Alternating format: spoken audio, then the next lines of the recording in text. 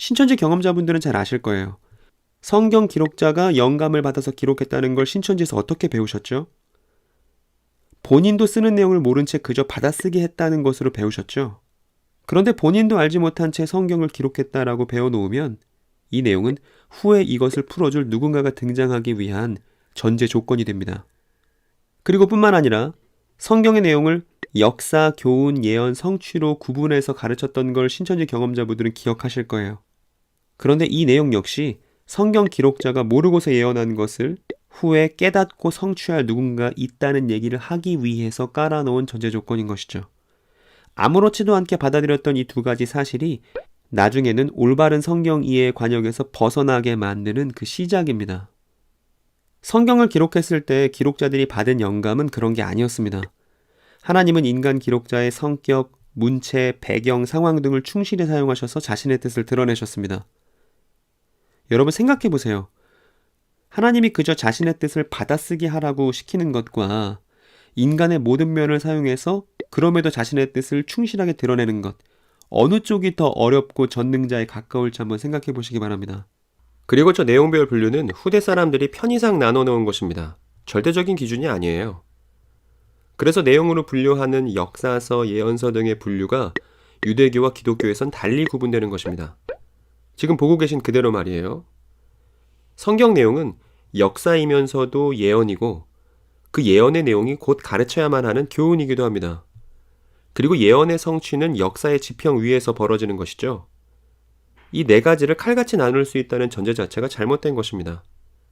그런데 여기서 학습자에게 작동하는 것은 그래도 강사님이 틀린 얘기를 하진 않겠지, 저 말이 맞는 말이겠지 라는 근거 없는 확신입니다. 신천지 센터에서 배우는 내용이 옳고 강사님은 틀리지 않을 거라는 일종의 자기 최면이 신천지 학습자에게서 발생하는 것이죠. 이 6개월 센터 교육 이후 입교와 수료식이 진행되면서 자신을 둘러싼 상황이 달라지고 이후 신천지 교인으로서 생활하면서 센터에서 배웠던 내용의 근거를 확인하기가 점점 어려워지는 것이죠. 센터에 처음 들어갔을 때는 육하 원칙에 따라 객관적으로 확인해야 된다고 말은 하지만 정작 그것을 확인해보는 것은 여러 가지 요소가 겹쳐서 어려운 일이 돼버리는 것이죠. 그리고 입교 후에 센터에서처럼 질문을 하게 되면 신천지 조직으로부터 유약자나 심지어는 배도자 취급을 당하게 되는 것입니다.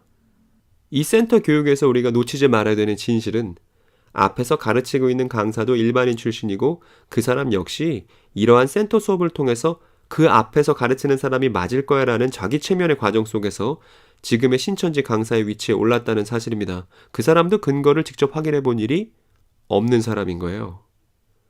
목회자의 말을 듣고 아멘 하라는 것은 자주 들어 익숙하지만 정작 인간 기록자의 입장에서 역사의 배경 위에서 글을 읽어내는 훈련을 받은 성도들을 만나는 것은 정말 흔치 않은 일입니다. 그렇기 때문에 그저 누군가의 과한 주장에 휩쓸리는 교인들이 많이 발생했던 것이죠. 길을 잃어버렸을 때 제자리로 돌아오지 않고 힘을 내어 달리게 되면 오히려 길을 더 잃어버리게 됩니다. 그러니 꼬이기 시작했던 그 매듭으로 돌아와야 됩니다. 그런데 제가 말하는 시작은 창세기가 아니에요. 그 시작은 성경 내용을 펴보기 전에 그 책 자체에 대해서 이해하는 것입니다.